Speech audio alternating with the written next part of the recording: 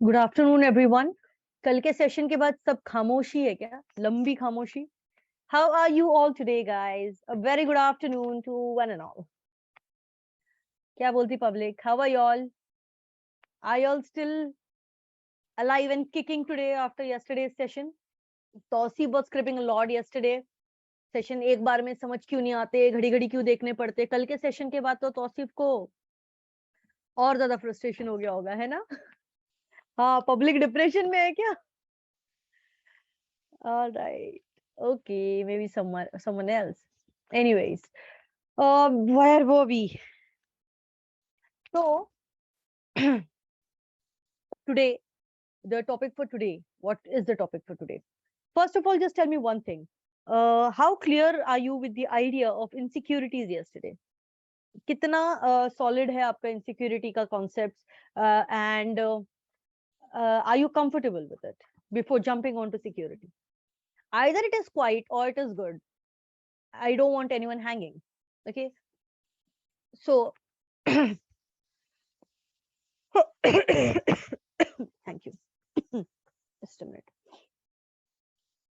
Okay, Pritesh. Pritesh wants a short overview of it. I'm so sorry for this.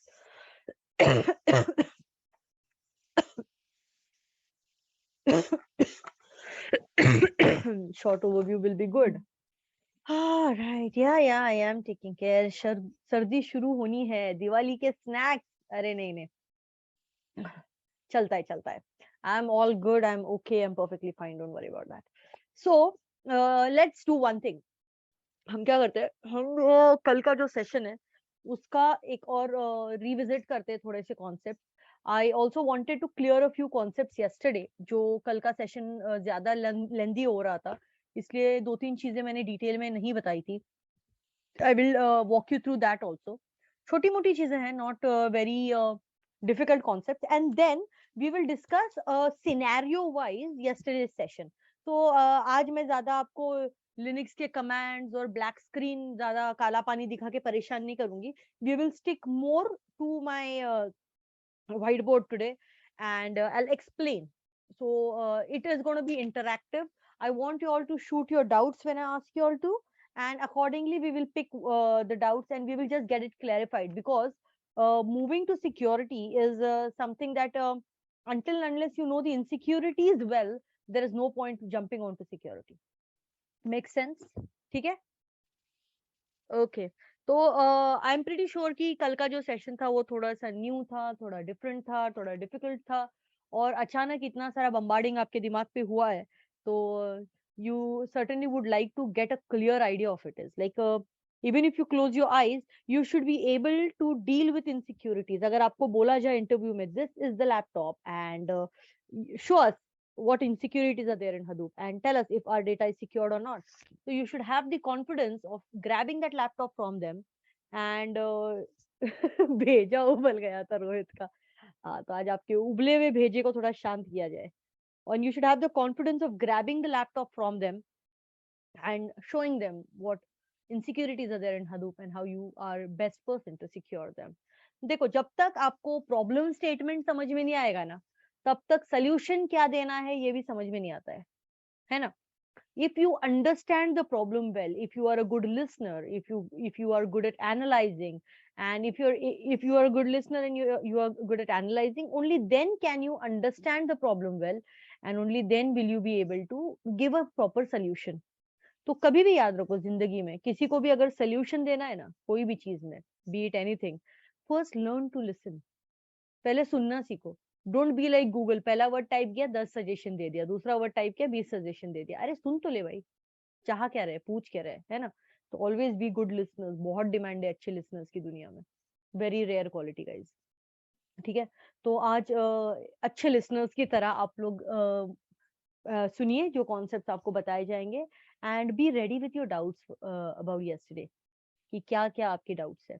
लेकिन let's keep it like this कि मैं एक 15-20 minutes और से half an hour I will explain a concept, then you shoot your doubts for next 10 minutes, then again I'll explain or I'll build the session over it, then again you can shoot your doubts. So let's keep it a two-way session today. Sounds good? Amazing, great, great. ठीक है, screen share किया जाए। फिलहाल तो 1 minute है, मेरे बहुत सारे स्क्रीन शेयर है, पहले ये सारी चीजें हटा दूं फिर आपके साथ स्क्रीन शेयर करती हूँ।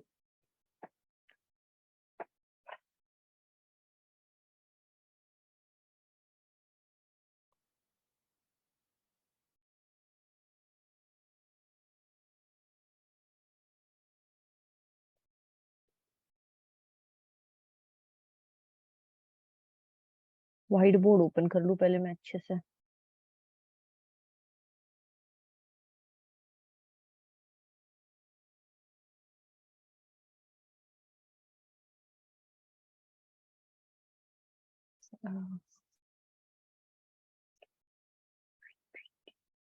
ओके, मैक्सिमाइज हो जा भैया तू। Do not trouble me today, I don't want you to trouble me. टिंग टिंग टिंग। Okay, delete, and here you go. So I share the screen now. दिख रहा है सबको? या Microsoft white board is a good software. One note use कर रही हूँ फिलहाल मैं।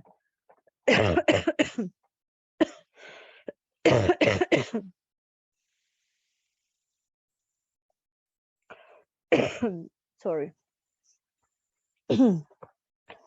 आज आप लोगों के कान ना फटने वाले हैं जिस तरह से मैं खांस रही हूँ। अरे वाटर बॉटल्स 2 खत्म हो गए सुबह से। Yeah, I keep drinking water. मुझे I cannot work without it actually. I need to sip a lot of water.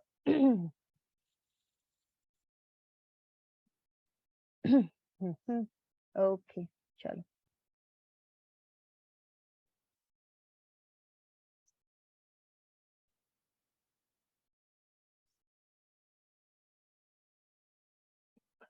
ये जूम के जो फ्लोटिंग कंट्रोल्स है सबसे पहले उससे हटा देती हूँ। I really don't like them. ठीक है, तो have you all finished understanding the concepts of VPC well?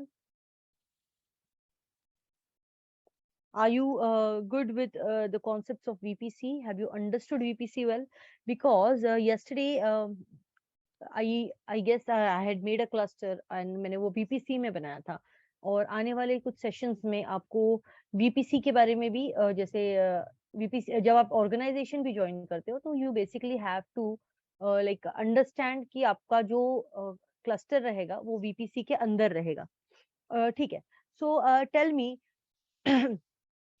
maximum how many VPCs can be made in an availability zone? Yes, very good. And how many subnets can you make?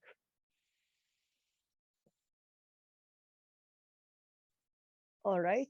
And what if I need more than 5 VPCs? What do I do?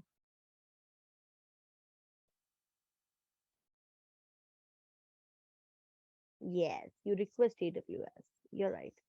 Then what is automatically created when you create a VPC? कौन सी चीजें automatically create हो जाती है?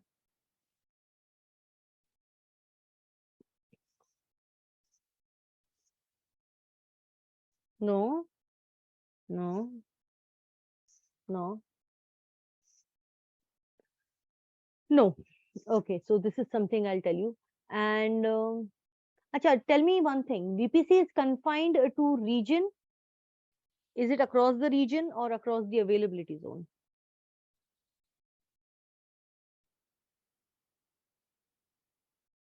Region. Okay, amazing, amazing. And अगर मेरे पास 3 availability zone है, तो इसमें से कितने अवेलेबिलिटी जोन मेरे VPC में आएंगे? Yes, all three of them. All three of them. And can I make changes to my CIDR range once the VPC is created? Good. ठीक है. And where does my NAT gateway go? Which subnet? Very good. Public subnet. And where does my internet gateway go? No, Mahboob, wrong. Again, that is also in your public subnet. अब मुझे बताना कि what is the reason you have your route table there, क्या काम है उसका? Router there, you have a router right in your VPC, क्या काम है उसका? Yes, for routing the traffic. Good good good good good. तो देखो अभी मैं I am drawing something here. Now this is your AWS cloud, okay, this is your AWS cloud. इसके अंदर मैंने वीपीसी बनाया, ठीक है। तो अभी अगर अवेलेबिलिटी जोन्स है तो इस तरह से, this is your AZ1 and this is your AZ2। तो मुझे बताना कि वीपीसी ये दोनों अवेलेबिलिटी जोन्स पे बनेगा या दिस डायग्राम इज रॉन्ग?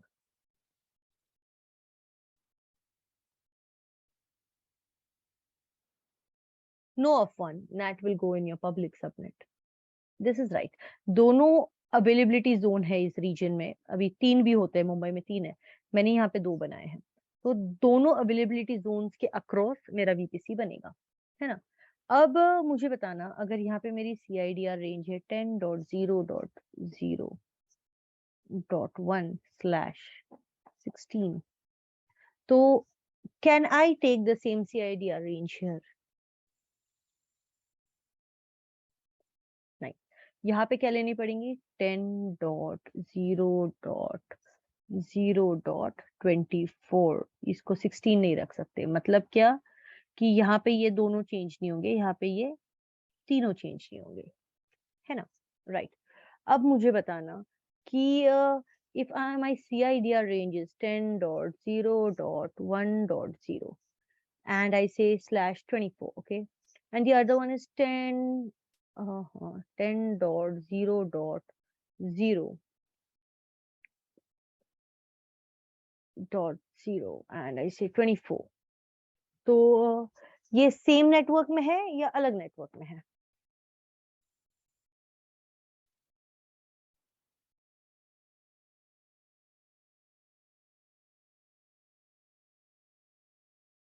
यहाँ पे क्या बोला है?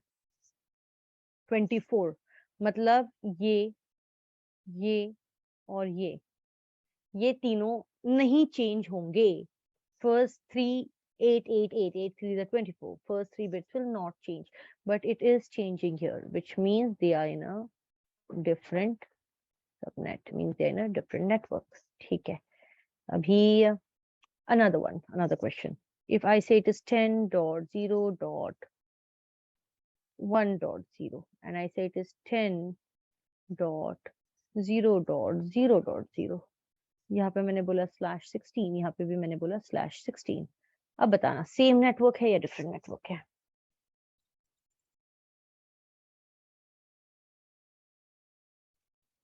First 2 bits will not change. First 2 bits will not change. They are in the same network, है ना?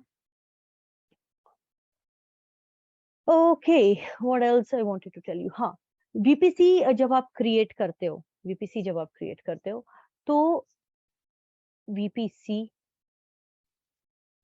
DHCP, NACL, and I guess security groups.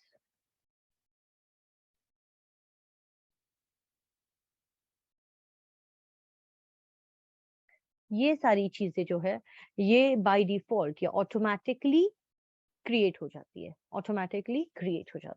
Right? Now can you tell me why do we need your NAT in your public subnet?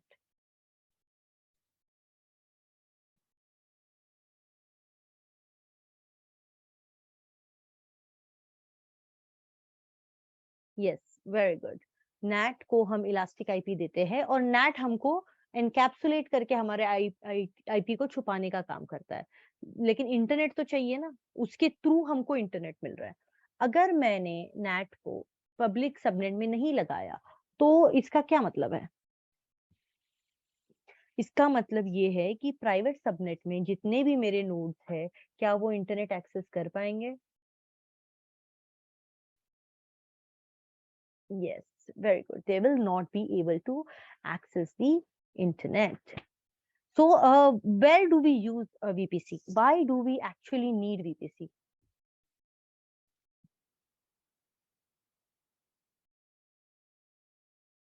To isolate what? कल मैंने बताया था. To isolate what? What are we trying to isolate with VPC? देखो, understand one thing, okay. जो हमारे companies है जिनके पास private cloud होता है, do you know what do you mean by private cloud? क्या है प्राइवेट क्लाउड? मतलब इनका अपना खुद का क्लाउड है ना? इनका अपना खुद का एक क्लाउड है. When do companies prefer private cloud? जब दो चीजें, जब इनको डेटा सिक्योरिटी बहुत ज्यादा मैटर करती है और दूसरा इनके पास बहुत ज्यादा पैसे है. बहुत ज्यादा पैसे हैं इनके पास, तो इनको कहीं और अपना जो सेंसिटिव डेटा है, जो कंप्लायंस डेटा है, वो कहीं और रखना नहीं है, किसी और के क्लाउड पे रखना नहीं है, तो they will go with private cloud. So इनके जितने भी ऑफिसेज है all over the world, all over the world, everyone from that office will be able to access this private cloud. They will be able to access the private cloud. But anyone apart from their proper employees will not be able to access it. Will not be able to access it. तो इनका जो data है वो इन्हीं के premises में रहेगा. तो इन ये हो गया एक प्राइवेट क्लाउड. ये इन्हीं के प्रीमाइसेस में इनका डेटा रहेगा. Data will not go anywhere. अब AWS ने क्या बोला? AWS ने बोला भाई मैं आपको सारी फैसिलिटीज दूंगा. All the features of your private cloud. I'll give you all the features. I will also give you cheap rates. Give that to you at cheap rates, है ना? And you can pay very less amount and enjoy or leverage and all the features of your private cloud. Plus, I will take care of the security. I will take care of the security. So that is why people started preferring AWS, Azure और GCP. ठीक है. लेकिन अब ये जो clouds होते हैं AWS में, Azure में या GCP में, आर दीज फिजिकल?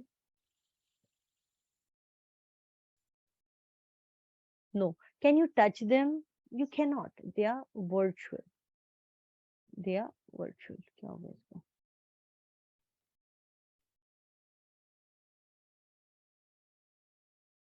ये बंदे ने मुझे सुबह से 4 बार धोखा दिया है ये. I don't know why it's hanging today. Anyway, they are virtual. Virtual cloud. अब मैंने आपको प्राइवेट क्लाउड का कॉन्सेप्ट बताया, राइट? कि yes, they are intangible resources. तो प्राइवेट क्लाउड का मैंने आपको कॉन्सेप्ट बताया कि सर्वर मेरा, सब मेरा, मेरे प्रीमाइसेस पे सब कुछ है. अब AWS का जो क्लाउड है, ये AWS का क्लाउड है, इसके अंदर मैंने बोला ये मेरा वर्चुअल प्रीमाइस है. ये मेरा वर्चुअल प्रीमाइसेस है. इसके अंदर मैंने एक अपना छोटा सा लॉजिकल क्लाउड बनाया और इसके अंदर मैंने अपनी मशीन्स को रखा. ये मेरा लॉजिकल प्राइवेट क्लाउड हो गया. क्या हो गया? लॉजिकल प्राइवेट क्लाउड हो गया. इस लॉजिकल प्राइवेट क्लाउड को मैंने नाम दिया VPC का. मतलब यहाँ पे ऐसे कई लॉजिकल प्राइवेट क्लाउड्स रह सकते हैं, कई VPCs बन सकते हैं, राइट? और यहाँ पे जो बाहर से आने वाले लोग हैं उनको मैंने कर दिया है isolate. They can not enter my private cloud which means my logical private cloud which means my virtual private cloud. They can not enter. हाँ, इंटरनली इनको कम्युनिकेट करने के लिए कोई टेंशन नहीं है. They can communicate very easily without any security. They can just communicate with each other.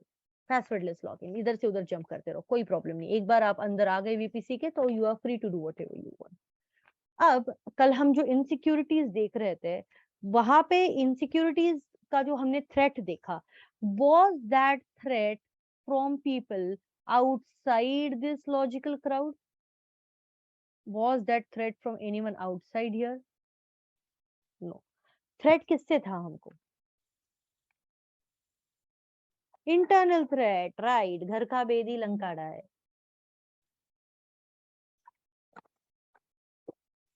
तो इसलिए पहले मैंने शुरू VPC से किया ताकि आपको ये चीज समझ में आ जाए कि बाहर की दुनिया पिक्चर में नहीं आ रही है. And I am very happy कि आप लोगों को बीपीसी के कॉन्सेप्ट्स एकदम क्लियर है, मतलब अमेजिंग। अगर ये सब चीजें पता है तो फिर you are good, you are born for this industry. Okay, now इसके आगे हम बढ़ेंगे। अच्छा गाइज, और एक बहुत इंपॉर्टेंट कॉन्सेप्ट मैंने आपको कल शॉर्ट में लिया था, बहुत ही शॉर्ट कॉन्सेप्ट मैंने कल आपको लिया था, दैट वाज आपका umask. Now how many of you all are confused with this? Raise your hands.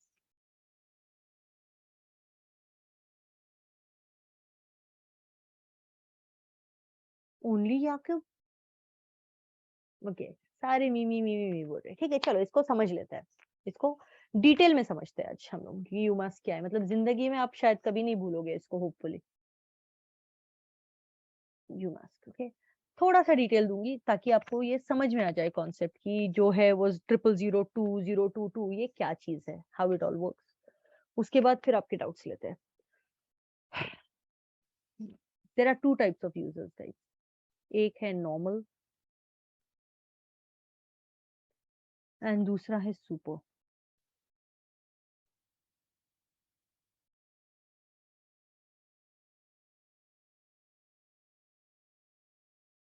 अभी मैं कितनी कोशिश कर रही हूँ अच्छा लिखने की। ओके, तो एक है normal user.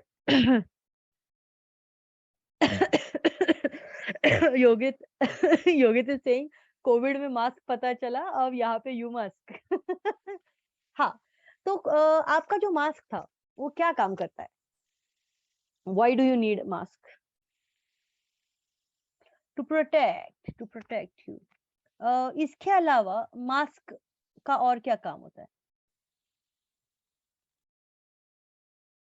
To hide your identity, yes, to hide your identity.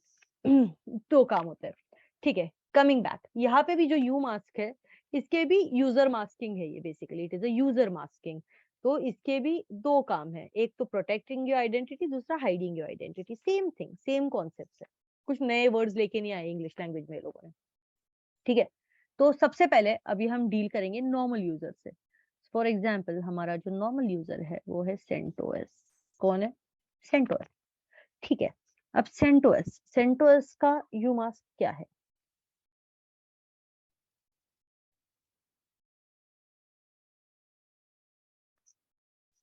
क्या है, देख रहे हो स्क्रीन पे? 0002। ठीक है, 0002। अब एक चीज याद रखिए आप कि जब भी कोई फाइल क्रिएट होती है, when ever a file is created, by default the system creates it with 666 permission. 666, okay? And whenever a directory is created, it is created with 777 permission. Okay, so it is, it goes this way, R, okay, sorry, RWX, और इसको मैं याद रखती हूँ 420 + 1, 421। मतलब अगर right read है तो 4 की परमिशन होती है, राइट है तो 2 एंड एक्स की है 1, RWX। तो व्हेन आई से 666 मतलब जब फाइल क्रिएट होती है तो उसको परमिशन होती है रीड, उसको परमिशन होती है राइट, उसको एग्जीक्यूट वाली परमिशन नहीं देता है सिस्टम। और जब डायरेक्टरी क्रिएट होती है तो RWX मतलब 777 परमिशन से क्रिएट होती है। इतना समझ में आ गया? ठीक है, इतना समझ में आ गया। आगे बढ़ते हैं अभी हम। तो सेंटोस है, इसका हमने यूमास करके देखा, दैट वाज 0002, है ना? अभी मैं क्या करूंगी, अभी मैं एक फाइल बनाऊंगी।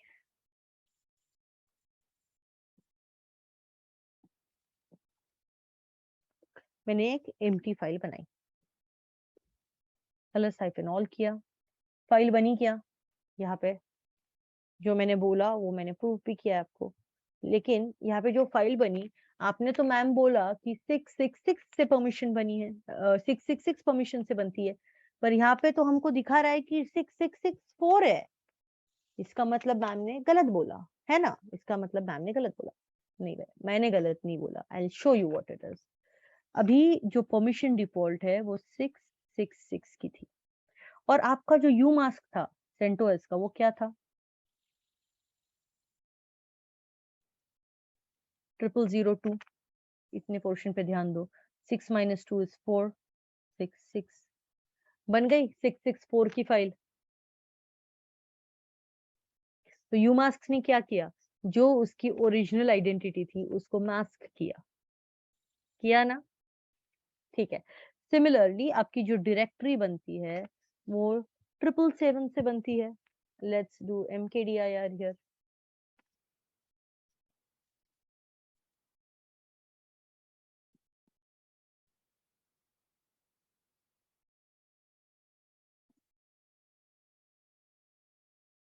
देखो यहाँ पे स्काई नाम की डायरेक्टरी बनी है। अब आप बोलोगे मैम आपने बोला 777 से बनी है, अब यहाँ पे तो 775 है। क्या किया हमने, 777 सब्सट्रैक्ट द यूमास्क, क्या आया? आया 775। अब यूमास्क किस तरह से काम कर रहा है ये समझ में आ रहा है? Have you all understood? Normal user CentOS मैंने यूमास्क करके बताया, द यूमास्क वाज 0002 यूमास्क आया उसका। जब मैं आपको बोलती हूँ कि HDFS is root of Hadoop, तो उसका यूमास्क आता है 022, है ना? 022 यूमास्क आया था। इसका मतलब क्या, वो रूट है हडूप का। तो रूट का यूमास्क जनरली 0022 या 022 होता है। तो आपने देखा कि as I told you, system when it creates the files, it creates with the permission 666 and directories with 777, and a normal user comes with a umask of 0002 and 0002 666 से माइनस करो तो 664 आता है, and अगर आप 777 से माइनस करो तो 002 आता है। ठीक है, आ जाओ वापस सिस्टम पे।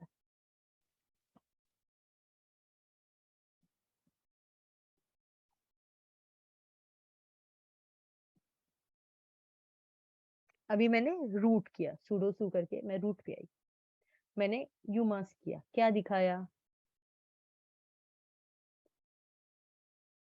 आया 002। अगेन मैंने आपको बोला था कि ये वाला आपका रूट का यूमास्क है, और जो फाइल क्रिएट होती है वो 666 से होती है। करके देखें क्या यहाँ पे?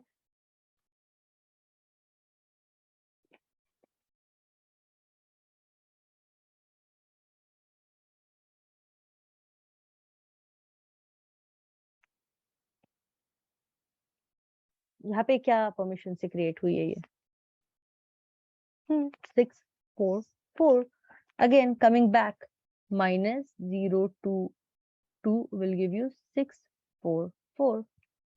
Again, let's make a directory on the root.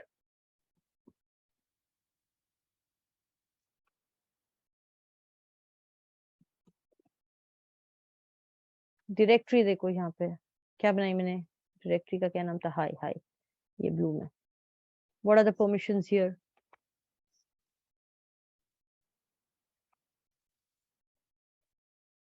अब यहाँ पे आके करो 777 022 सब्सट्रैक्ट करो रूट का यू मास्क, इसमें से 7 - 2 is 5, 7 - 2 is 5 and 7 755 से डायरेक्टरी बनी। तो अब मुझे बताओ कि यू मास्क रूट का और नॉर्मल यूजर का अलग होता है, और क्यों अलग होता है, एंड हाउ इट फंक्शंस। ये आपको समझ में आया? Are you all clear about it? So now if you are asked to explain the same during the interviews, will you be able to explain? Amazing.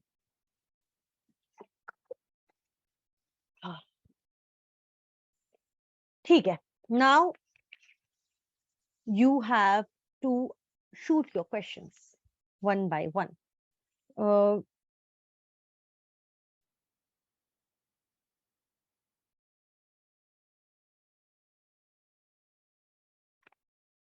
the questions would be regarding yesterday. Okay, let me just clear this board. And regarding yesterday's session, so I'll just give you, I'll just walk you through yesterday's session,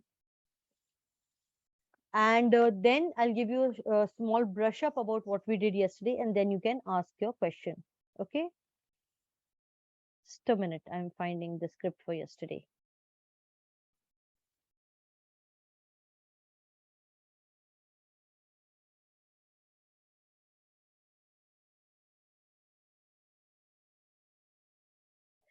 देखो basically ना सौरभ, आपको UMass किस लिए लगता है, ताकि आपके जो डिफॉल्ट परमिशंस है वो क्या सेट होने चाहिए। अगर आप रूट से फाइल या डायरेक्टरी बना रहे हो तो आपके डिफॉल्ट परमिशंस अलग होंगे, और अगर आप नॉर्मल यूजर बोल के फाइल्स एंड डायरेक्टरीज बना रहे हो तो आपकी डिफॉल्ट परमिशंस अलग होंगे। That is the purpose of UMass.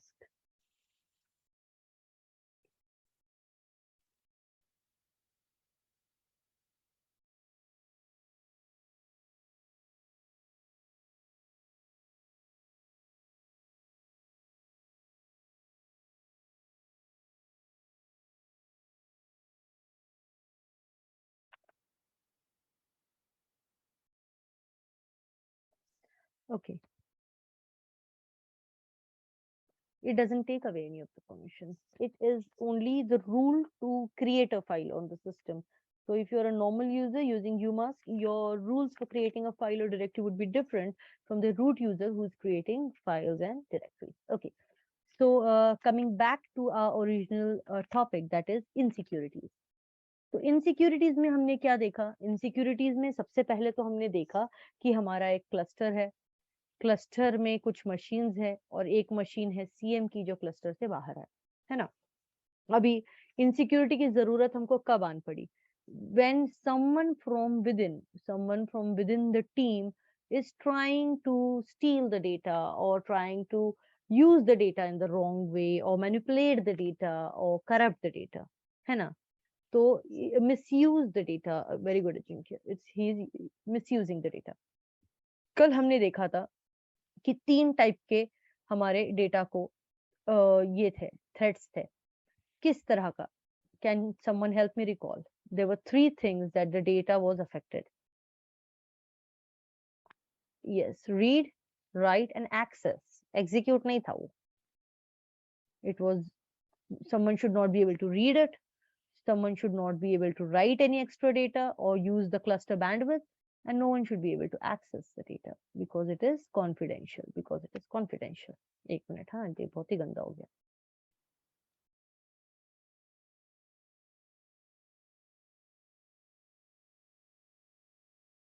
Okay, no one should be able to access it. Okay, so these were the 3 gravities that we were dealing with. These were the 3 areas, regions of issues that we were dealing with. सबसे पहले हमने क्या किया? CM की machine से हमने try किया, ये था, सीएम की मशीन से हमने ट्राई किया Hadoop fs /ls और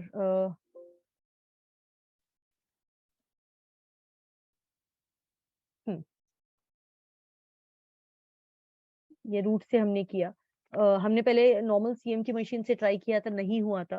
फिर हम गेटवे पे गए, गेटवे पे जाके हमने क्लस्टर को एक्सेस करने की कोशिश की।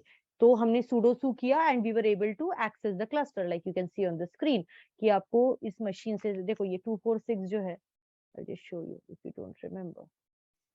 246 किस चीज का है? गेटवे का होगा। एक मिनट, हाँ डेटा नोड का होगा कोई, just one data node. Data node का आईपी है, यहाँ पे आप देख सकते हो मेरे डेटा नोड का आईपी है। तो मैंने यहाँ पे डेटा नोड से भी क्लस्टर को एक्सेस किया है। गेटवे से यस डेफिनेटली एक्सेस होगा because anyone who wants to get into the cluster and access the resources should access it via gateway. लेकिन कल हमने ये डिस्कस किया था कि apart from gateway also someone can come and access your data. जो मैंने आपको अभी यहाँ पे बताया, ये आईपी जो है ये मेरे डेटा नोड का है, लेकिन डेटा नोड से भी रूट एक्सेस लेके मैंने, देखो मेरे को क्लस्टर दिख रहा है। तो या I gave you an example of door and window. तो हमारे हमारे यहाँ जो डेटा है, ये डेटा सिक्योर रहने के लिए इट्स वेरी इंपॉर्टेंट दैट हम खुद ही पेनिट्रेशन टेस्ट करें कि भाई हमने क्लस्टर तो बना दिया लेकिन इसका जो पेनिट्रेशन टेस्ट है वो हम खुद ही करें। तो it is very important for the penetration test that you have to sort of understand the insecurities that we are dealing with today। तो अगर समझो आपके पास एक फाइल होती है, आपके पास एक फाइल होती है cluster CMD. Now everyone knows about this file by now, cluster CMD. Yes, you all know. तो क्लस्टर सीएमडी फाइल को अगर आपका जो जिंगा है वो एआरपी करता है, तो क्या होगा, उसको सारे आईपीस दिख जाएंगे सामने, he will be able to see all the IPs, और वो तुक्का लगा लगा के गेस कर करके ये पता कर लेगा कि भाई सारे आईपीस जो है वो कौन कौन से है, और उनमें से वो गेस वर्क करके गेटवे ढूंढ सकता है कि नहीं ढूंढ सकता है। तो ये सारे आईपीस हम डालते हैं हमारे क्लस्टर सीएमडी की फाइल में, तो ये वो आईपी पे जंप करके, अब ये जिंगा जो है ये बंदा इंटरनल है, तो वो यहाँ पे वो समहाउ इस उस नोड से जंप करते हुए हमारे गेटवे तक पहुंच जाएगा, और गेटवे से वो एक्सेस भी कर लेगा। और एक बार उसको एक्सेस मिल गया डीएफएस के फोल्डर का, तो उसको डेटा का भी एक्सेस मिल जाता है, ये हमने कल देखा था। That was scenario number 1, that was your scenario number 1। And then I also showed you कि हाँ मैंने किस तरह से कैट करके ईटीसी पासवर्ड्स में जिंगा को एज अ यूजर ऐड किया। एंड देन एक मिनट, I just open up the script for you, see देखो यहाँ पे आपको हर चीज याद आएगी कि हमने क्या क्या किया था कल। हमने कल एक यूजर ऐड किया था जिंगा बोल के, है ना, जिंगा यूजर ऐड किया। फिर you remember this wheel thing that we did, हमने ये व्हील वी सुडो फाइल्स खोली हमने, यहाँ पे देखो वी सुडो फाइल्स खोली थी, और यहाँ पे नीचे आके जो व्हील था उसको हमने अनकमेंट किया था, ये यहाँ पे this thing was uncommented yesterday, which means we were trying to add Jinga. Okay, so Nikhil has a question here. Why, what is the wheel? Why we uncommented? So why we uncommented? Okay, we uncommented because uh,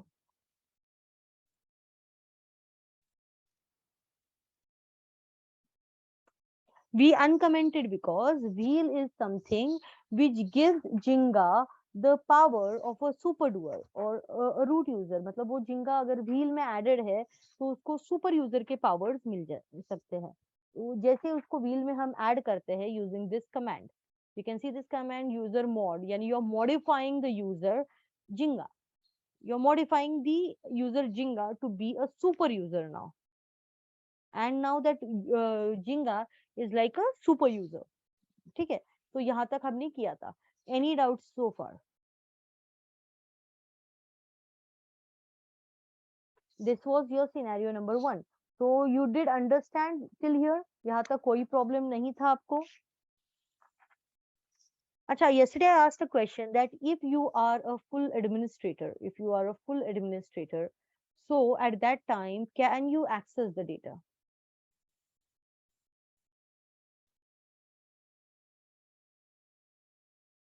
No matter who you are, you cannot access the data। एक minute, हाँ cluster पे आता है।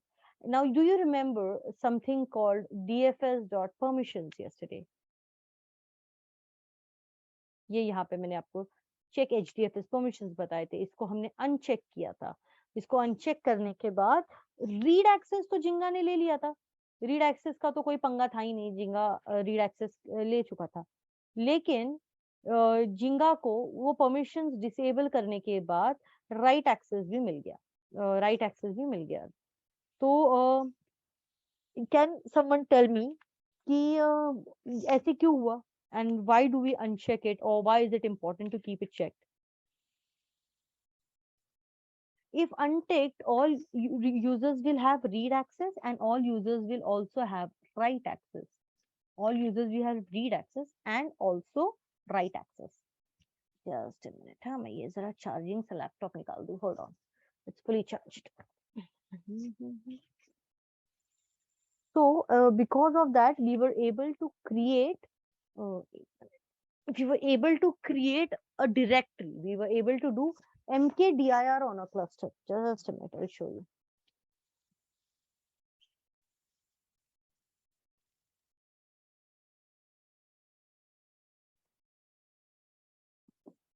Okay, here I am।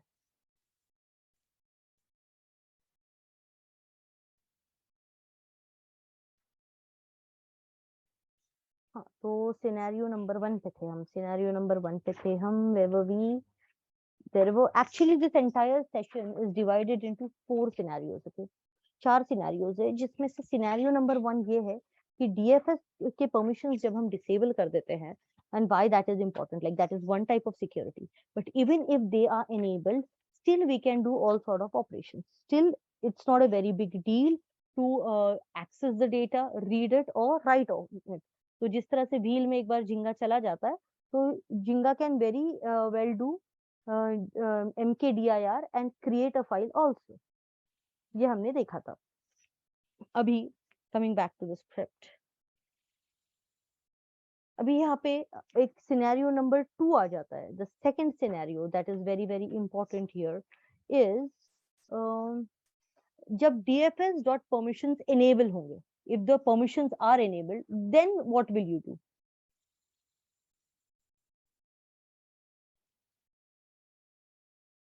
If the permission is enabled, then is there a threat to the cluster? ये मेरा कल का question था.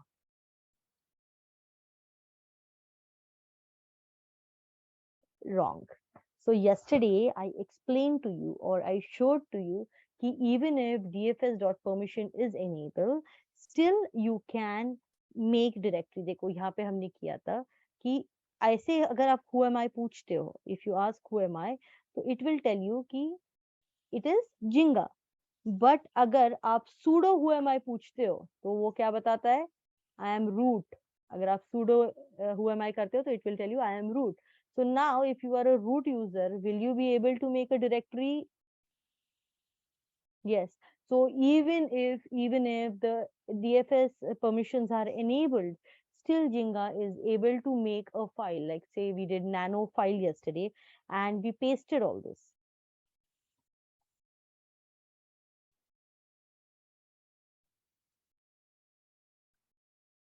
We pasted all this into the file, and Jinga was also able to access that file. Jinga was also able to access that file.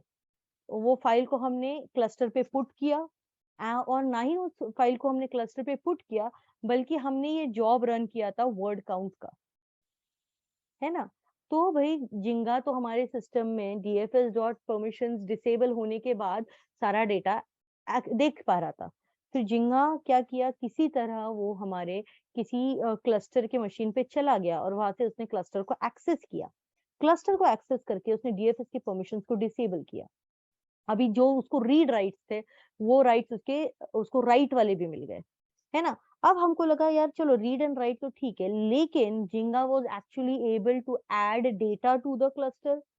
और उसने क्या किया, जिंगा डिड HDFS FSCK. ये देखो यहाँ पे FSCK किया उसने, फाइल सिस्टम चेक किया, and he was able to trace all the locations of the files, all the files, their block addresses and their locations.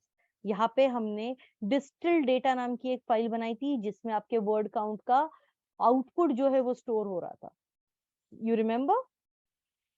So now in scenario number 2, when your DFS permissions are enabled, still Jinga is able to access the data. The Jinga is able to write there, and not only read and write, Jinga is also able to run a job there. After running the job there, Jinga is able to access the blocks. The Jinga is able to access metadata, and Jinga is also able to access the data within the block. The data within the block. So Jinga can be anyone and Jinga can log in from anywhere. ये part हमारा यहाँ पे आके clear हुआ था कि Jinga can log in from anywhere and Jinga can become anyone here. So far clear? So these are the two scenes, है ना. जिंगा को जॉब रन करने की परमिशन होनी चाहिए क्या यहाँ पे? यू थिंक जिंगा should be allowed to run a job? No. जिंगा जॉब रन कर रहा है मतलब एग्जैक्टली क्या कर रहा है?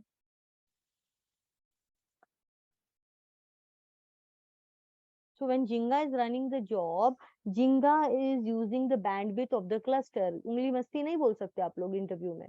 जब आपको ये पूछा जाएगा कि during insecurity, if a person is able to access your cluster, how exactly is he a threat to your cluster?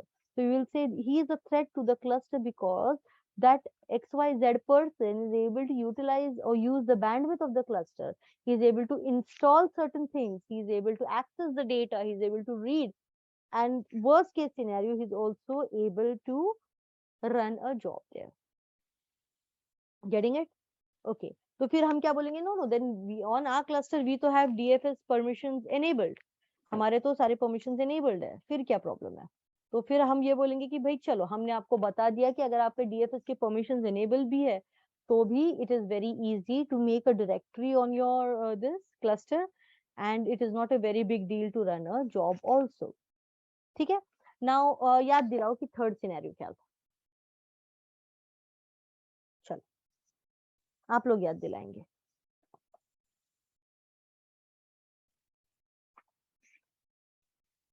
और गाइज इसीलिए याद रखो कि एसएसएच से तो हमारा पाइपलाइन सिक्योर हो जाता है ना, लेकिन सिर्फ पाइपलाइन सिक्योर करके मतलब है क्या? सिर्फ पाइपलाइन सिक्योर करेंगे तो आपका जो डेटा ट्रैवल कर रहा है वो पाथ सिक्योर हो जाएगा, लेकिन आपको डेटा को भी सिक्योर करना बहुत जरूरी है. Data itself should be secured. And how do you secure the data? कल मैंने आपको बताया था.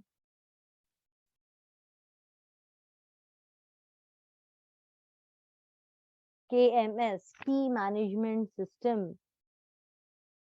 की मैनेजमेंट सिस्टम. तो अगर आपका जो डेटा है वो एनक्रिप्टेड नहीं है तो उसको की मैनेजमेंट सिस्टम से एनक्रिप्ट करना बहुत ही जरूरी हो जाता है, क्योंकि अगर डेटा आपके गेटवे के थ्रू आता है तो उसका आइडेंटिटी जो है वो तो हमको पता रहता है, लेकिन जिंगा बहुत ज्यादा होशियार है. जिंगा अगर sudo find dfs/dn करके आता है, sudo find dfs/dn, देखो ये डेटा नोड की डायरेक्टरी से आता है, और डेटा नोड से आके उसने हाइफन नेम करके आपके ब्लॉक एड्रेस को यहाँ पे डाल के अगर पूरा डेटा रीड किया और भाग गया तो ढूंढते रह जाओगे, पर पता नहीं चलेगा कि कहाँ से कौन आया और क्या करके गया, है ना.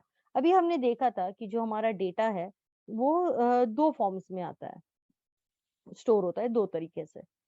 One is your data at rest और your archival data, and second is your data in motion. तो हमने क्या किया था यहाँ पे? when we were talking about data in motion, we had installed something called Wireshark, है ना. हमने Wireshark, ये एक सॉफ्टवेयर है जो स्निफ करता है. what do you mean by sniffing? you know generally you sniff on some powder, वो आप स्मेल करते रहते हो स्निफिंग को.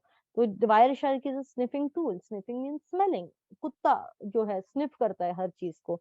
तो जिंगा को आप डॉगी भी बोल सकते हो. he is just sniffing on the data. तो अभी जिंगा ने बोला चलो भाई जो डेटा एट रेस्ट है इसका तो एक्सेस बहुत आसानी से मुझे मिल गया, क्लस्टर पे पड़ा हुआ डेटा आर्काइवल जो है वो तो मैंने बहुत इजीली एक्सेस ले लिया, लेकिन now I am interested in data that is coming via Kafka और what is coming via Flume. Streaming data sniff करना है मुझे. तो फिर डेटा जिंगा क्या करेगा?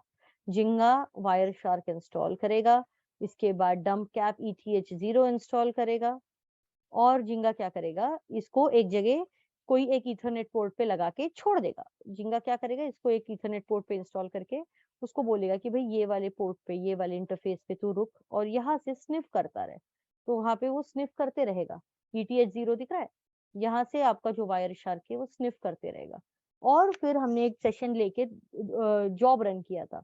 जॉब रन करने के बाद जब जो भी आपका डेटा आ रहा था, देखो हमने नैनो फाइल्स बोल के एक फाइल क्रिएट की थी, नैनो फाइल्स बोल के उसके अंदर हमने ये सारा डेटा डाला था, और फिर उसके बाद हमने क्या किया? दूसरे विंडो में चेक किया तो जो डेटा आ रहा है स्ट्रीमिंग डेटा जो था वो यहाँ पे जो दूसरे हमारे इस पे विंडो पे ओपन था वायरशार्क, वहां पे आप देख रहे थे कि पैकेट इंक्रीज हो रहे, मतलब स्निफिंग चल रहा था, which means that in spite of your DFS permissions being enabled and in spite of all the precautions that you take, even the data that is coming into the cluster in a streaming fashion is not safe. I mean that data is not safe. So that was your scenario number 2. Going back, scenario number 1 क्या था? कि भाई आपका जो data है, आप जैसे cluster बनाते हो, पेनिट्रेशन टेस्ट आपको करना है, आपको देखना है गेटवे के थ्रू एक्सेस हो रहा है, बाकी नोड्स के थ्रू भी आप एक्सेस कर पा रहे हो कि एचडीएफएस को। डीएफएस परमिशंस अगर इनेबल्ड है तो you will be able to somehow become the root by adding yourself into the wheel, and you will be able to access the data at least read only mode में, सब कुछ आपको दिख जाएगा। फिर उसके बाद आप क्या करते हो, डीएफएस परमिशंस जाके डिसेबल करते हो। डिसेबल करने के साथ ही क्या हो जाता है, अभी हर यूजर को राइट की परमिशन मिल जाती है, फिर आप डेटा राइट भी कर सकते हो। तो दो ग्रेविटीज हमने डील किए थे, एक तो रीड वाला, एक तो राइट वाला, है ना। तीसरा है एक्सेस करने का। तो एक्सेस करने का जो था, हम जैसे वीआई सुडो में गए, वहां पे हमने वो व्हील को वगैरह हटाया, जिंगा बन गया सुपर यूजर। सुपर यूजर बनने के बाद जिंगा was able to hop onto any machine and from there do the mischief that he wanted to do. So Jinga was also able to access the data node, and he was able to find the blocks and locations of the files and read the blocks and cat the files so that he could actually read the actual data. एक pen drive लगा दिया जिंगा ने और सारा data copy कर लिया और पेन ड्राइव लेके भाग गया, कंपनी को बोला बस अब ओमलेट नहीं निकालो, चला मैं तो चला, रेजिग्नेशन दे दिया, वर्ल्ड शॉर्टेस्ट रेजिग्नेशन। ठीक है, तो इसके बाद क्या, now someone tell me what was the next scenario.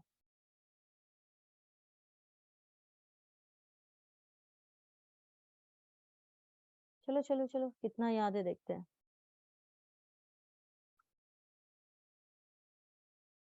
Only F1 remembers what was next. Somebody gave me the absolute word I was looking for. Impersonation. तो अब तक हम एक महान हस्ती को डिस्कस कर रहे थे जिसका नाम था जिंगा, जो कि एक बाहर से आया हुआ व्यक्ति है, हमारे क्लस्टर में एक हैकर है, और वो हैकर बहुत सारी चीजें कर रहा है। ठीक है, कि अब मैं क्या डील करूंगी, अब मैं डील करूंगी उन लोगों से जो लीगली मैंने जिनको रिक्रूट किया है, जो मेरे एम्प्लॉयज है, मेरे कंपनी में काम करते हैं, और इनको मैंने रिक्रूट किया है। बट इसमें क्या हुआ है कि दो यूजर्स है, user A and user B, इन लोगों को मैंने रिक्रूट किया है। रिक्रूट करने के बाद यूजर ए इज वेरी शांत स्वभाव का अच्छा वाला इंसान। सो देखो यहाँ पे हमने क्या करना है, we have to just add user A user B. So what you can do best is guys, यहाँ पे you remember we create the file cluster CMD, है ना। तो क्लस्टर सीएमडी फाइल बनाओ और इसको रन करो इस तरह से। Make this change there when you are practicing, sh.cluster.cmd.sh। ठीक है, sh स्पेस cluster.cmd.sh।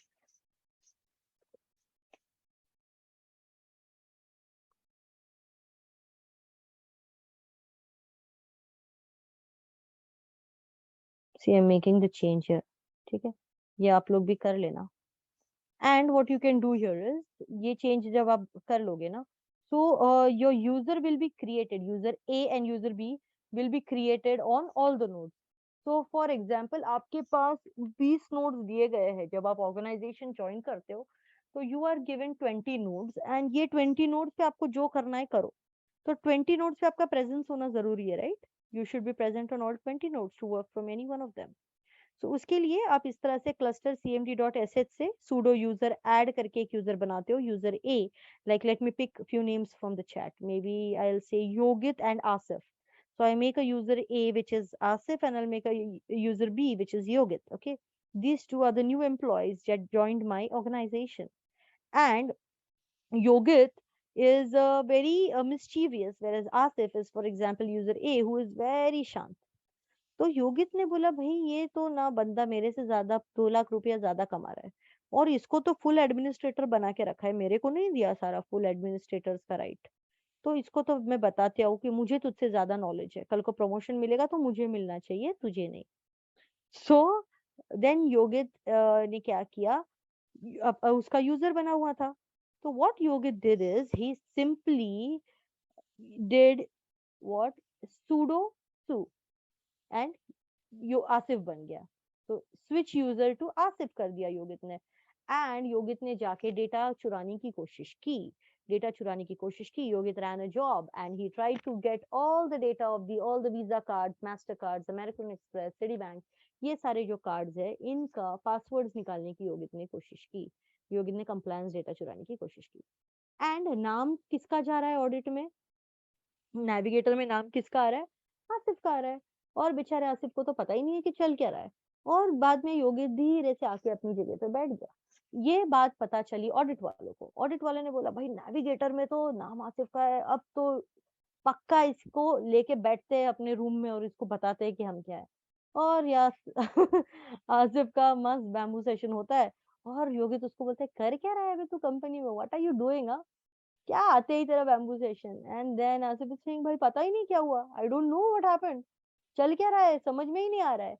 समझ में इसलिए नहीं आ रहा है क्योंकि क्लाउड एज में इनसिक्योरिटीज का सेशन ध्यान से नहीं देखा था। इनसिक्योरिटी का सेशन समझ में आता था तो समझ में आता था कि किया है किसी ने कुछ, और वहां पे बोल देते थे ऑडिट वालों को see it is your data is not secured, you do not have proper security, anyone can switch to another user and do all this, so please spare me, I haven't done this. It is job of your security team to find out who's done all this mischief, है ना? I haven't, even though you can see my name, I can prove it, I can take control of any other user here and do the same. और clean chit निकल गया आसिफ। उसके लिए क्या important है कि आसिफ और योगित दोनों भी प्रैक्टिस करें।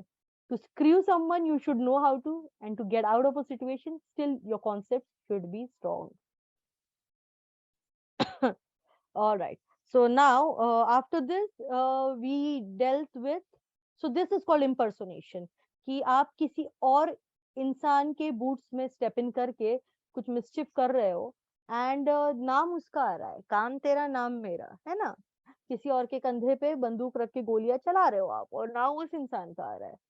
तो ये था impersonation का concept. So we discussed scenario 1, 2, 3, 4, and the last one was Hive. Last one was Hive. So Hive में दो transformation clauses है, मैंने आपको कल बताया था. Can someone tell me what are they? Those who remember, I am not expecting you all to remember everything. It's okay. If you remember, well and good. If you don't, it's absolutely fine. That's why we are here today. In Hive, you can do two things, guys. You can, yes, Afwan, very good. Either you can create a table or you can delete a table. मतलब क्या? तो जो existing data है इसमें कुछ भी rubbish data आप डाल सकते हो Hive में script के through, and आप drop भी कर सकते हो कोई table, तो कुछ important data drop भी हो सकता है ना? समझ में आया ना? So these are the two things. Or yesterday we saw how we could do it. We created two tables. I'm just showing you here. We created this table beauty, and then we created a table ugly. I also dropped the table beauty and showed you that only ugly remained, है ना? अभी इसके बाद hive के जो insecurities है, कल ये आपको बताना रह गया था कि हाइव में जो इनसिक्योरिटीज है इसको ओवरकम करने के लिए क्या आया ना। ये सब तो इनसिक्योरिटीज हमको दिखे हाइव में कि देखो मैंने हाइव में टेबल ड्रॉप भी किया है, और जब मैं टेबल ड्रॉप करूंगी इस तरह से, एक मिनट आई शो यू, ये हाइव हाइफन ई ड्रॉप टेबल अगली, जब मैं ये कमांड फायर करूंगी तो ये कैप्चर हो जाएगा कहीं ना कहीं रिकॉर्ड्स में, but if I do it via script it won't be captured. तो you can try this here, ये स्क्रिप्ट आपको दी गई है, but what is important is कि अगर ये चीज है तो इसको ओवरकम करने के लिए, फ्लॉ को ओवरकम करने के लिए how are we dealing with it? कुछ चेंजेस किए गए बाद में? Now this can be an interview question, right? यही सब पूछते हैं, this is all they ask, इसके अलावा पूछेंगे भी क्या? So to overcome this there came beeline. So beeline में जब आप आते हो तो beeline में आपको कुछ भी करने से पहले ऑथेंटिकेशन का भी फैसिलिटी है, ऑथराइजेशन भी करना पड़ता है और एनक्रिप्शन भी करना पड़ता है। So beeline comes with authentication, BEELINE here. Beeline comes with authentication, authorization, and it comes with encryption. Okay, it comes with encryption. So that's how you do it. And इसके बाद आपका concept start होता है Kerberos का, जो कि hopefully आपका आने वाले times में session होगा. And now I give you a 5-minute break to go through that we've done here. and come back in next 5 minutes, and I want you all to ask a question, or else I will pick anyone randomly from the chat and I will ask questions. So I really want to go through everything properly. Okay, so अब मैं यहाँ पे timer लगा रही हूँ. Take a break of 1 hour, क्योंकि भेजा उबल गया था कल आप लोगों का. Not 1 hour, 5 minutes. And please come back. No, not 1 hour. 5 minutes. So let's make it 10. Get ready, and then we can discuss all the questions. All right. Are you all back? Are you there, all of you all? Am I audible? Clear? क्या बात है. ऐसे shoot करने के लिए बैठे सब लोग. Questions. चलो. That's what we are here for. Start. बताओ अभी क्या क्या डाउट्स है कल के सेशन के लिए. इनसिक्योरिटीज अभी मैंने आपको ब्रश अप दिया. I walked you through all the 5 scenarios that are possible. Now tell me, what is it? Even the slightest thing that's stuck in your mind, come up with doubts. You can also ask me about Hadoop 1, 2, 3 if there are any. I guess that was the last session that we had before this.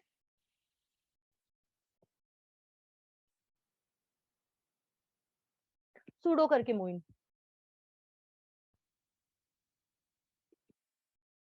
So Moin is asking me कि impersonation में अगर password है तो वो कैसे switch करेगा. तो sudo करके करेगा.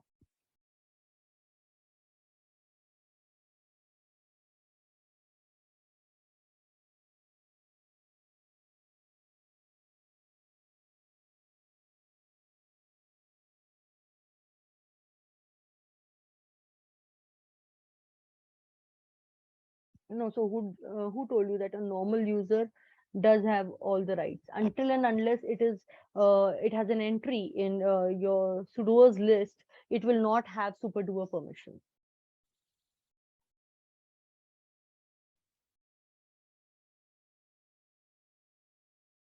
Libcap is similar to Wireshark. I'll have to check this. Libcap के बारे में थोड़ा सा मुझको पता करना पड़ेगा. And I think it is not Libcap, it is Libcap. LIB.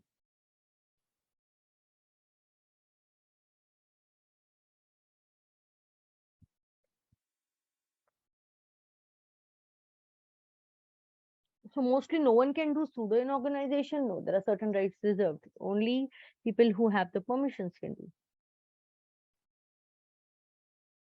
Of course there are. Of course, you get proper warnings. Even Linux warns you, right? The moment you try to become a super user, it will tell you with great power comes great responsibility.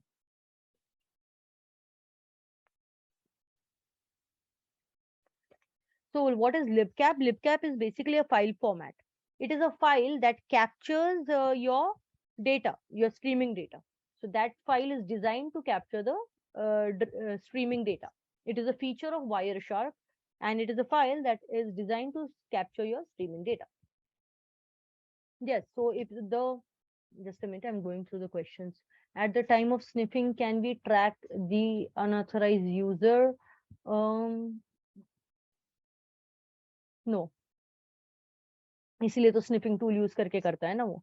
तो इसलिए हमको security important है. इसीलिए तो security important है. There is no way to track. If we have Wireshark sniff data, then how to access that sniff data? अरे वो Wireshark के थ्रू आपके सिस्टम पे दिख रहा है ना, उसको आप डायरेक्टली डाल लो, किसी भी चीज में स्टोर कर लो.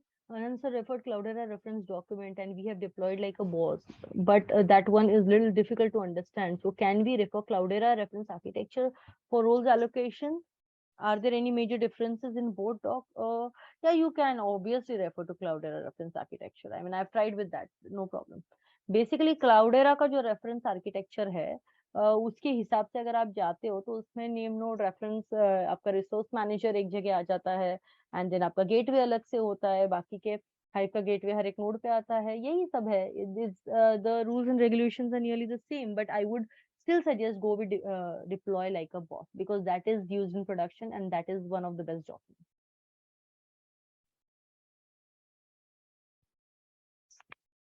एक्सटर्नल टेबल को इंटरनल टेबल में कन्वर्ट करना है, आपको डेवलपमेंट में जाना है क्या? नहीं, then why are you worrying about it? Ask questions related to insecurity, think, or any other questions related to the previous session. Guys, UMass का क्या पूछा है इन्होंने? एक minute, I just missed that one, I guess. In UMass, what first zero stands for? Now, when you talk about UMass, guys, it reads from right to left. In Linux, you're always reading from right to left. It's like reading Arabic. So don't worry about the zeros, and that's why 0002, yeah, 002, yeah, 022. It's one and the same. You're always reading from right to left.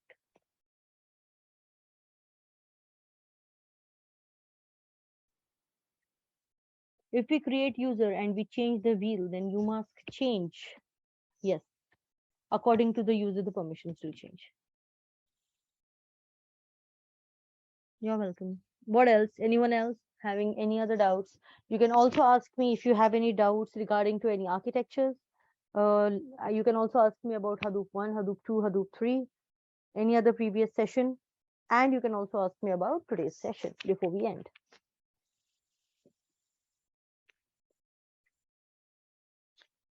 You want me to share the script so that you can see what's going on here? Go through it and let me know if anything is coming to your mind. No problem. We can discuss it here. And basically, how storage lifecycle works in Hadoop. Storage lifecycle works in Hadoop. Hadoop does not have any encryption by itself. Hadoop को encrypt करना पड़ता है, और वो लोग ने सोच समझ के encryption रखा नहीं था, because they knew कि जब ये product market में आएगा तो ये लोग इनका encryption तो नहीं लेंगे. इतना इनका big data आ रहा है Hadoop पे, तो इनका encryption तो नहीं लिया जाएगा. तो ये लोग जो मार्केट में ऑलरेडी पॉपुलर है, जो चल रहा है, वही इंक्रिप्शन लेने वाले हैं मार्केट लीडर्स. तो इसीलिए Hadoop does not come with any encryption mechanism on its own apart from the DFS permission वाला. अपने को उसको थर्ड पार्टी से एनक्रिप्ट करना पड़ता है. अभी देखो, किसी ने मुझे आई गेस पूछा था सीरियलाइजेशन क्या होता है. तो अगर आप छोटे छोटे बाइट्स ऑफ डेटा लेते हो या डेटा स्ट्रक्चर्स लेते हो और वहां से आप कोई चीज कंस्ट्रक्ट करते हो, तो दैट इज व्हाट डीसीरियलाइज कर रहे हो. और सीरियलाइजेशन मतलब क्या कि छोटे छोटे ऑब्जेक्ट्स को एक लाइन में आप अरेंज कर रहे हो, उसको एक जगह ला रहे हो. So that is serialisation.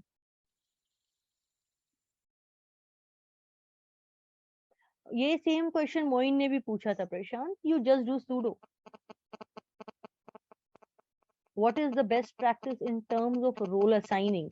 For role assigning, guys, please do stick to deploy like a boss. For role assigning, it's the same question that I just answered. You have to stick to deploy like a boss. If not, then go to Cloudera reference architecture.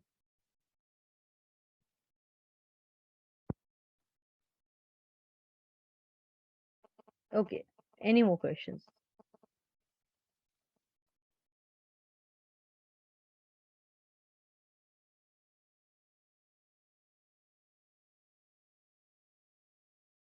So somebody asked me what is the storage life cycle on Hadoop. Storage life cycle exactly मतलब पहले तो आपका data आएगा name sorry आपका job submit होगा, उसको name node accept करेगा. Name node accept करने के बाद it will take that request and then API के थ्रू डेटा नोड को एक्सेस होगा. It will be written on your data node serially. पहले एक डेटा नोड पे, फिर दूसरे, फिर तीसरे. And while it is writing on these 3 data nodes, there is a temporary directory that's created जिसमें पूरा अपडेट हो रहा है कि कहाँ तक डेटा लिखा गया है. लाइक फॉर एग्जाम्पल, बीच में ही आकर आपका डेटा नोड डाउन हो जाता है, तो डज इट मीन कि आपके पास जो मेटा डेटा स्टोर हुआ नेम नोड में वो आधा अधूरा है? नो. तो टेम्परेरी डायरेक्टरी में उसका प्रोग्रेस लिखा जाएगा. जब तक तीनों डेटा नोड पे वो राइटिंग जॉब कंप्लीट नहीं हो जाता, तब तक नेम नोड अपडेट नहीं होता है. Get my point, okay? When it is incomplete, name node upload नहीं होगा. Once the name node is uploaded with the right metadata, temporary directory में से वो सारा information delete हो जाता है. This is how it works basically. RPC call जाता है name node को. And why name node it is not going through name node? Because the name node would become a bottleneck for all the jobs that are submitted, all the writing jobs that are submitted. So name node bottleneck ना बने, इसलिए name node accept करके उसको वापस API के through data node पे writing काम करेगा. Okay. Anything else? Yarn explanation was good, and you want me to explain HDFS architecture? Yeah, why not? I'll explain HDFS architecture. Will Jinga also be able? एक minute. हाँ, clear हूँ ना? आवाज clear है ना? My headphone just unplugged. Yeah, will Jinga also be able to down the cluster? Get the cluster down? That's what. अब एक बार cluster में आ गया तो भाई साहब सब कुछ कर सकते हैं. देखो आपको रोल असाइनमेंट देखना था. You can see how I have assigned the roles here. मेरे सारे सीएम के जो भी डीमंस है वो एक जगह आ गए. 3 डेटा नोड अलग अलग मशीन्स पे मैंने डाल रखे हैं. नेम नोड, एसएनएन और रिसोर्स मैनेजर और जॉब हिस्ट्री सर्वर एक जगह है. हाइव सर्वर 2 एक जगह है. गेटवे है, एचडीएफएस का गेटवे डाल रखा है, हाइव का गेटवे है. ऊजी एक जगह डाला है, जहाँ पे ज्यादा लोड नहीं है वहां पे आप उसको डाल सकते हो. ज़ूकीपर डेटा नोड्स के साथ आएगा. Wait for KMS, you will have a dedicated session for it. Yes, there will be session for Spark, there will be sessions for Kafka. Should NN and SNN be on different nodes to get HA? Now, all the masters generally एक node पे नहीं डालते. अब यहाँ पे हमने किया है because we do not want to invest into so many this nodes. अभी खर्चा पड़ता है. Yeah, obviously you keep them different, guys. That is the reason ना जो 30 nodes के cluster बनते हैं हमारे. और Hadoop 3 में तो आप देखोगे कि मल्टीपल एनएन्स भी होते हैं. तो सिंगल पॉइंट ऑफ फेलियर हो जाएगा ना अगर आपका ये नोड डाउन हो जाता है. तो एनएन एसएनएन एक साथ ही चला गया, स्टैंड बाय भी गया और नेम नोड भी गया. So obviously all your masters should be kept separately. So Hadoop का जो आर्किटेक्चर है, आपको मैंने जैसे बताया था कि Hadoop आर्किटेक्चर में आपके क्या क्या डीमंस होते हैं. How many of you all would like to try? 3 DN होते हैं ना. Depends upon your application factor.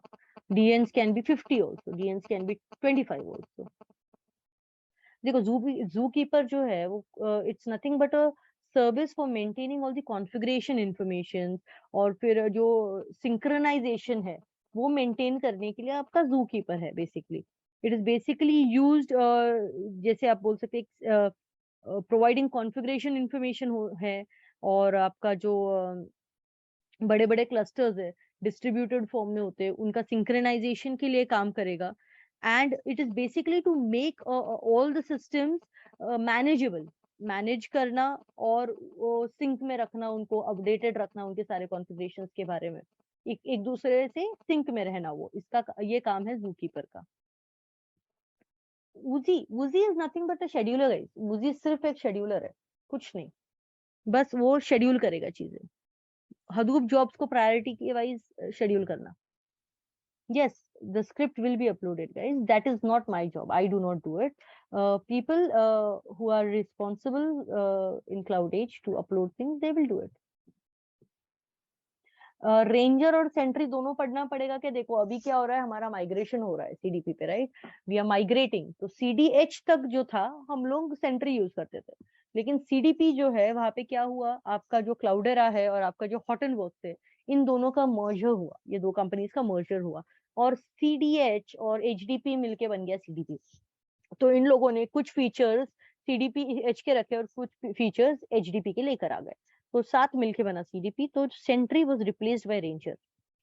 तो अगर आप ये बोल रहे हो कि in past I have worked on CDH and now I'm shadowing the migration of CDP, then yes, you need to know both of them. Cloudera Manager 6 repo, yes, I will convey it to CloudEdge to share the repos with you all. वैसे होने चाहिए LMS पे सारे repos. और अगर नहीं है तो I will tell them to sort of share with you all. LMS पे नहीं है, no problem. किसी के पास है तो होस्ट कर दो और एक्सेस दे दो सबको. Any other questions related to today's session, guys? क्या है difference between scheduler and Oozy? देखो Oozy जो है ना गाइस, Hadoop स्पेसिफिक नहीं है. Uzi जो है it is not Hadoop specific. Schedulers जो आते हैं वो Hadoop स्पेसिफिक आते हैं. Like Hadoop 1 comes with a particular scheduler से FIFO. Hadoop 2 में दूसरा आएगा. Hadoop 3 में आप you can stick to capacity or you can just go to fair. It is Hadoop specific. Uzi is a job scheduler. You can tell Uzi which job you want to run first. You cannot tell the schedulers. They decide basically. Sentry क्या है? Sentry के लिए थोड़ा सा wait कर लो. Sentry के लिए आपको जब आपका सिक्योरिटी का सेशन होगा तो आपको ये सारी चीजें बताई जाएगी. फिलहाल हम इनसिक्योरिटी तक पहुंचे. बेसिकली मैं आपको ये बता सकती हूँ कि देखो आपने एक कोई भी क्वेरी डाली तो क्या होता है, मतलब कोई भी यूजर आता है तो एक ऑथेंटिकेशन मैकेनिज्म होता है बेसिकली. सेंट्री में बैक एंड पे एक सर्वर होता है जिसके डेटाबेस में सारे यूजर्स के क्रेडेंशियल स्टोर होता है. और जैसे ही आप एंट्री लेते हो तो वो क्या होगा, पहले जाके डेटाबेस से चेक करेगा कि ये यूजर पहले तो ऑथेंटिकेटेड है क्या नहीं. और अगर ऑथेंटिकेटेड है तो इसको किन किन चीजों के परमिशंस है. एक डेटाबेस होता है सेंट्री का, उसके अंदर आपके एक्सेस कंट्रोल लिस्ट होते हैं, मतलब आपको किन किन चीजों का एक्सेस है, किन किन चीजों का परमिशंस है, ये चेक होगा सेंट्री में. और वो चेक करने के बाद वापस सेंट्री स्टोर को बोलेगा कि हाँ ये बंदा ऑथेंटिकेटेड है, इसके पास ये चीजों का एक्सेस है. और वो हिसाब से आपको फिर अंदर एंट्री मिलेगी और जिन चीजों की आपके पास परमिशंस है उतने ही काम आप कर पाओगे. फॉर एग्जाम्पल अगर सेंट्री में ये सेंट्री के डेटाबेस में जो बैकएंड पे होता है ये एंटर्ड है कि आपके पास सिर्फ रीड ओनली एक्सेस है डेटा का, तो you won't be able to write, you will only be able to read. I'm reading Tausif's question. Ma'am, as we give a separate machine for gateway, which gateway is that? NFS gateway, HDFS gateway. Now guys, NFS जो होता है ना, NFS में कोई भी fault tolerance नहीं था. Hadoop जो है वो built-in fault tolerance के साथ आया है. अंडरस्टैंड. तो हम जो गेटवेज की बात कर रहे हैं हम HDFS के गेटवे की बात कर रहे हैं. डेफिनेटली हम हमारे क्लस्टर के एक नोड को गेटवे नोड बनाते हैं और वहीं से सबको एक्सेस देते हैं. Anyone who wants to access the cluster they have to access through the HDFS gateway. और ऐसा ऐसा ही गेटवे हाइव का है, ऐसा ही गेटवे यू का आएगा, ऐसे ही गेटवे आपका स्पार्क का आएगा, ऐसे अलग अलग गेटवेज आएंगे. तो इम्पाला का आएगा तो वो स्पेसिफिक यूजर्स हाइव के गेटवे से आएंगे, इम्पाला के यूजर्स इम्पाला के गेटवे से आएंगे. तो इनके नोड्स होते हैं, इन कुछ नोड्स पे हम ये गेटवेज रखते हैं. बेसिकली उसको एज नोड भी हम कहेंगे. Getting it? हडूप का जो गेटवे है उनको उसको हम स्पेसिफिकली एज नोड भी कहते हैं. बेसिकली वो एक ऐसा नोड है जो हडूप के क्लस्टर से कनेक्ट होता है लेकिन उसके ऊपर कोई डीमंस नहीं होंगे. You just can get into the cluster via that और उसके ऊपर बैठेगा हमारा केरबेरोस या उसके ऊपर बैठेगा हमारा ऑथेंटिकेशन एंड ऑथराइजेशन का जो भी मैकेनिज्म है वो. देखो जैसे यहाँ पे मैंने 144 पे गेटवेज रखे, हाइव का गेटवे, HDFS का गेटवे, आप देख सकते हो कि अलग अलग है. देखा आपने?